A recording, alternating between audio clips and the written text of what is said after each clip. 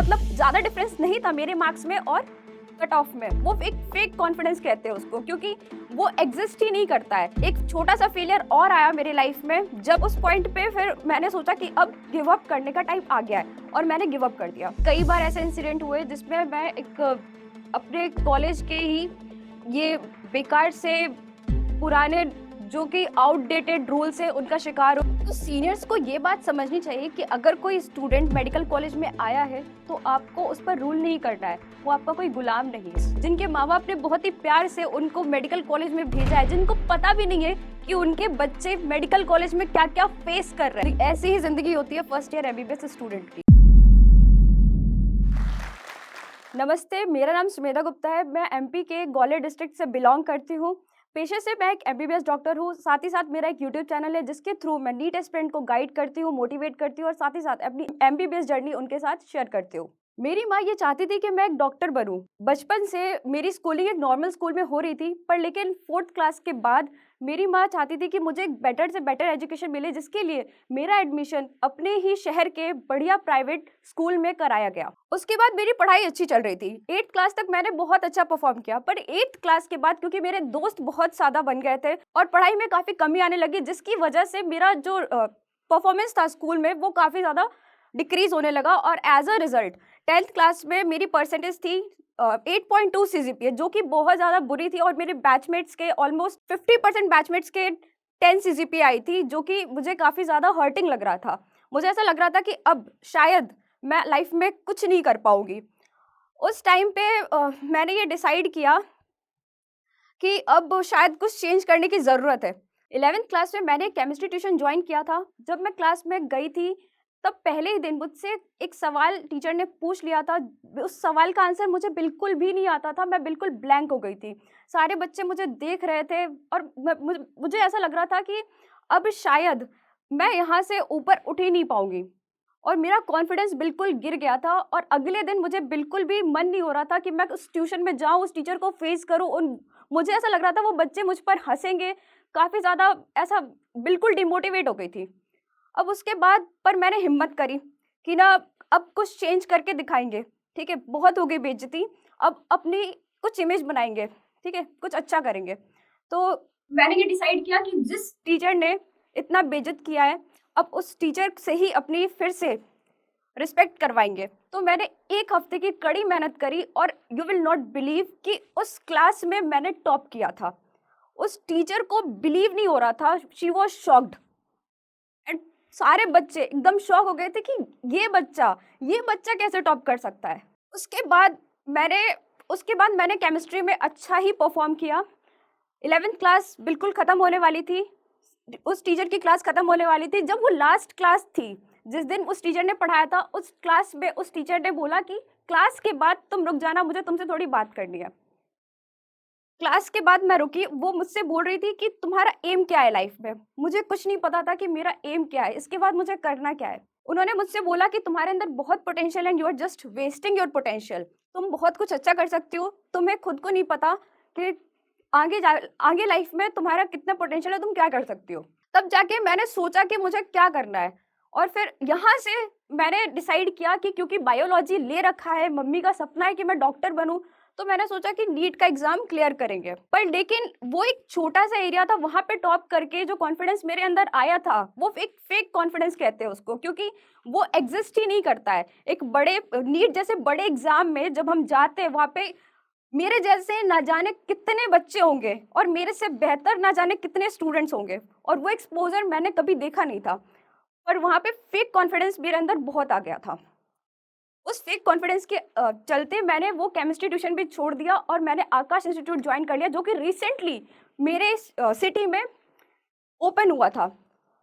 First day मैं उस class में गई, मैंने वहाँ कड़ी मेहनत करी, पर लेकिन क्योंकि वो बहुत आउट ऑफ सिलेबस पढ़ाते हैं तो उतना ज़्यादा पढ़ना मेरे लिए पॉसिबल नहीं था, क्योंकि 11th का पूरा बैकग्राउंड मेरा ऐसा था कि 11th में कुछ भी नहीं आता, सिर्फ केमिस्ट्री में थोड़ी बहुत चीज़ें आती है, फिजिक्स बिल्कुल नहीं आती और बायोलॉजी भी कुछ खास नहीं है, बस केमिस्ट्री आती है। तो एज ए रिजल्ट क्या हुआ कि जैसे जैसे सिलेबस आगे बढ़ रहा था, मेरा बैकलॉग होता चला गया, फिर क्लासेस जाने का मन नहीं हो रहा था और टेस्ट अटेम्प्ट करने का तो बिल्कुल भी मन नहीं हो रहा था। उस पॉइंट पे फिर मैंने सोचा कि अब गिव अप करने का टाइम आ गया है और मैंने गिव अप कर दिया। कोचिंग जाना छोड़ दिया था, घर पे बैठ के सोचती रहती थी, ओवरथिंक करती रहती थी कि आगे क्या करूँ, ठीक है? क्या होगा? और सोचते-सोचते नीट के एग्ज़ाम का दिन आ गया, ठीक है? और मैं चली गई एग्ज़ाम देने, बिल्कुल बिना प्रिपरेशन के। मुझे पता था कि इस साल मेरा सिलेक्शन तो होना ही नहीं है। पेपर दे के आई, मेरे घर वालों को लग रहा था कि हाँ, सिलेक्शन हो जाएगा, मैंने ही बोल दिया कि हाँ, हो सकता है कि हो जाए। पर मुझे पता था डीप इनसाइड कि हाँ, कुछ नहीं होने वाला है। और जब आंसर की से मैंने अपने आंसर्स मैच करे, तो मुझे पता चला कि ना मेरे मार्क्स थे बस 270 मार्क्स, जो कि बहुत बुरे थे, और इस मार्क्स पे कोई भी कॉलेज मिलना इज़ नियरली इम्पॉसिबल।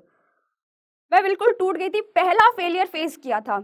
उसके पहले मैं काफ़ी ज़्यादा चिल स्टूडेंट हुआ करती थी, पर जैसे ही वो फेलियर फेस किया, मैं चिल स्टूडेंट से एक सीरियस स्टूडेंट कब बन गई मुझे खुद को पता नहीं चला। मैंने डिसाइड किया कि क्योंकि कोचिंग का एनवायरनमेंट मैंने कभी फेस नहीं किया था, तो मैंने डिसाइड किया था कि अब मैं ड्रॉप लूँगी और सेल्फ स्टडी करूँगी, और मैंने यही किया। पर सेल्फ स्टडी करते टाइम बहुत सारी दिक्कतें होती हैं, जैसे कि हमें पता ही नहीं होता है हमें पढ़ना क्या होता है, कोई डायरेक्शन नहीं होता, कोई गाइडेंस नहीं होता है। उसी चीज़ के चलते मेरा सिलेक्शन नहीं हो पाया। मेरे मार्क्स रह गए बस 402, पर क्योंकि उस साल का जो कट ऑफ था वो 480 था, मतलब ज़्यादा डिफरेंस नहीं था मेरे मार्क्स में और कट ऑफ में।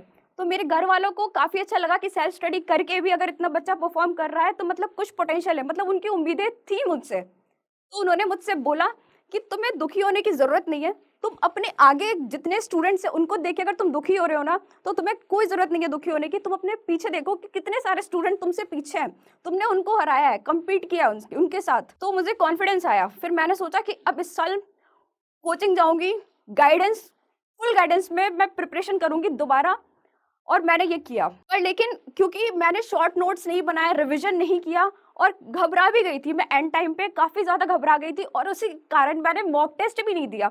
मुझे ऐसा लगता था कि सिलेबस कंप्लीट नहीं हुआ है तो मॉक टेस्ट नहीं दे सकते, पर ये बहुत गलत थॉट है जो कि स्टूडेंट सोचते हैं, जिसकी जिसके कारण उनका सिलेक्शन रुक जाता है। बहुत अच्छे-अच्छे पढ़ने वाले स्टूडेंट जो कि इनिशियली बहुत अच्छा परफॉर्म कर रहे होते हैं, बाद में क्योंकि उनको लगता है कि उनका सिलेबस कंप्लीट नहीं हुआ है, तो वो मॉक टेस्ट देने से डरते हैं।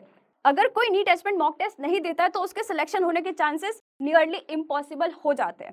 तो मेरे साथ भी यही हुआ। एज अ रिजल्ट जो नीट में मेरा स्कोर था वो सिर्फ 447 रह गया, और उस साल मेरे पेरेंट्स को भी लगा कि अब शायद मुश्किल है कि ये आगे नीट कभी निकाल पाएगी। उनका भी भरोसा थोड़ा-सा टूटने लगा, पर लेकिन उस अटेम्प्ट से मैंने बहुत कुछ सीख लिया था। मुझे ये समझ में आ गया था कि मुझे करना क्या है और सिलेक्शन होगा कैसे। मुझे पढ़ना क्या है, कैसे पढ़ना है, सब कुछ समझ में आ गया था। और अब मैं अपने आप को एक फेयर चांस देना चाहती थी, और इस अटेम्प्ट में मैं वो सारी चीज़ें करना चाहती थी जो कि मैंने सीखा था अपने पास्ट अटेम्प्ट से। मैंने ड्रॉप लिया और फिर से आकाश इंस्टीट्यूट में एडमिशन लिया।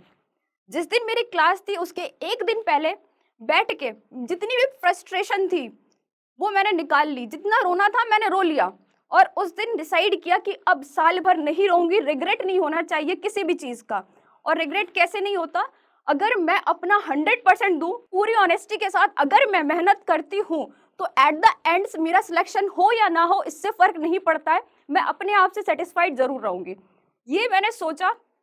मैंने एक पेपर उठाया, एक पेन उठाया, और उस दिन मैंने डिसाइड किया कि जो भी मैंने मिस्टेक्स करी थी उसे अब दोबारा नहीं करूंगी इस अटेम्प्ट में, और मैंने बिल्कुल वैसा ही किया। एक पॉइंट ऐसा भी आया था उस पेपर में, मैंने ये लिखा था कि कोई भी मॉक टेस्ट मैं नहीं छोड़ूंगी, और एक पॉइंट ऐसा आया था जब क्लास में कोई भी स्टूडेंट टेस्ट नहीं देता था, मैं अकेले बैठ के वो टेस्ट देती थी। बहुत ठंड होती थी, शाम के 7 बजे 8 बजे तक टेस्ट दे के मैं घर वापस जाती थी।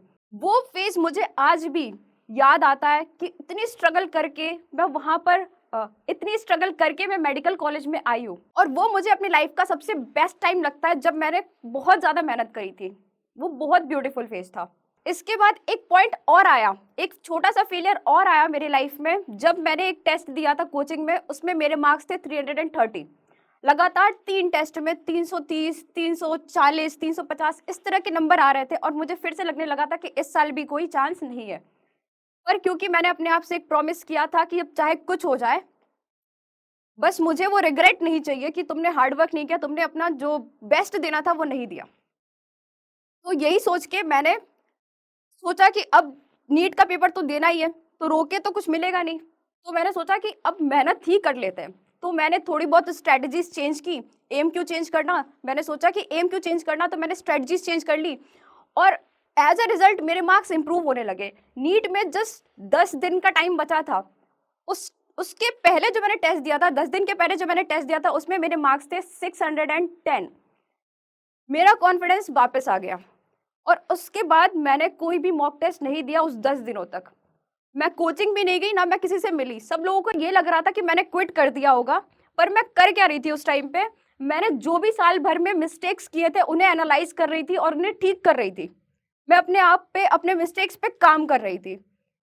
उसके बाद जब नीट का टाइम आया, मैं बहुत सेटिस्फाइड थी खुद से। मुझे ये लग रहा था कि आज नीट के एग्जाम में कुछ भी हो जाए, मैं अपने आप से बहुत सेटिस्फाइड हूँ।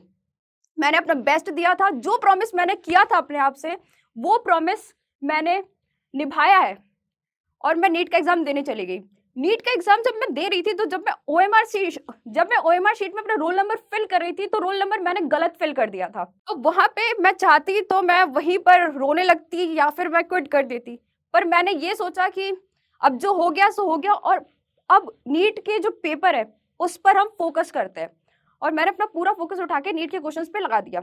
लकीली उस साल क्वेश्चन पेपर थोड़ा इजी आया था और नीट के एग्जाम में 3 घंटे का टाइम मिलता है और मेरा पेपर 2 घंटे में कंप्लीट हो गया था। उसके बाद जब मैं वापस आई सेंटर से, तो मेरे पापा ने मुझसे पूछा कि कैसा गया पेपर? तो मैंने बोला कि बस अच्छा गया, जो होगा देखा जाएगा। पापा ने बोला कि इस साल तुम्हारा सिलेक्शन ज़रूर होगा। मैंने कहा ठीक है, अगर हो गया तो अच्छी बात है। घर पे आए, आंसर की से जब अपने आंसर्स मैच करे तो मार्क्स आ रहे थे 633, मतलब अनबिलीवेबल। मेरी मम्मी ने मेरी आंसर शीट चेक करी थी और वो बिल्कुल खुश हो गई थी। उन्होंने 3-4 बार चेक किया और हर बार सेम मार्क्स आ रहे थे। मतलब मेरी पूरी फैमिली इतनी ज़्यादा खुश पहले कभी नहीं दिखी, बहुत खुश हो गई थी। कोचिंग में जब मैं गई और फिर आकाश इंस्टीट्यूट जब मैं गई, क्योंकि किसी को एक्सपेक्टेशन नहीं था कि मैं इतना अच्छा परफॉर्म करूंगी, सब लोग शॉक्ड हो गए।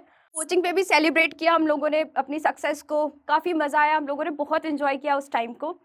बहुत एक्सपेक्टेशन के साथ मैं मेडिकल कॉलेज में गई थी कि अब सब लोग काफ़ी अच्छे से ट्रीट करेंगे, डॉक्टर समझेंगे, रिस्पेक्ट मिलेगी।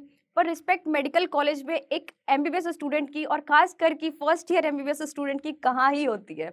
तो बस अब फर्स्ट ईयर स्टूडेंट्स प्रोफेसर्स की सुनता है, अपने सीनियर्स की सुनता है, डांट खाते रहता है, पूरे दिन उनका काम करता है।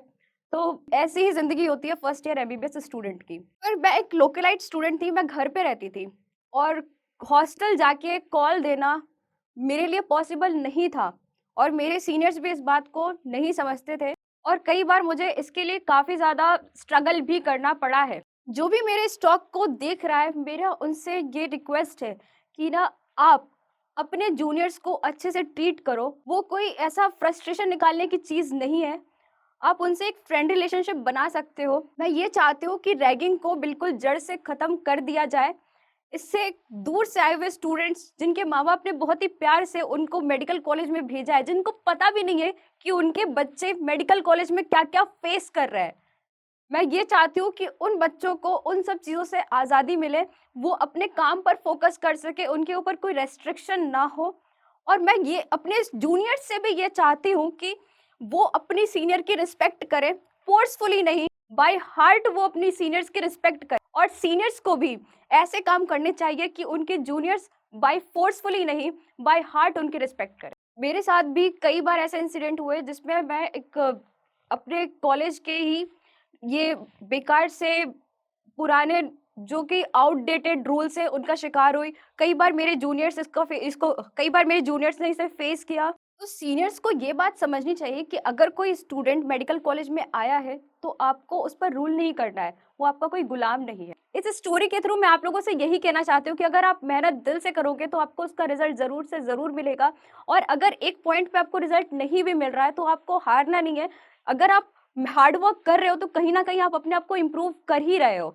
और अगर आपको हार्ड वर्क करना आता है तो आप लाइफ में किसी ना किसी फील्ड में ज़रूर से ज़रूर सक्सेसफुल होगे। हो सकता है कि आपके साथ वाले आपसे आगे निकल जाए, पर लेकिन एक पॉइंट ऐसा आएगा, अगर आप मेहनत करोगे तो हो सकता है कि आप किसी और फील्ड में उनसे बेहतर करके दिखाओ।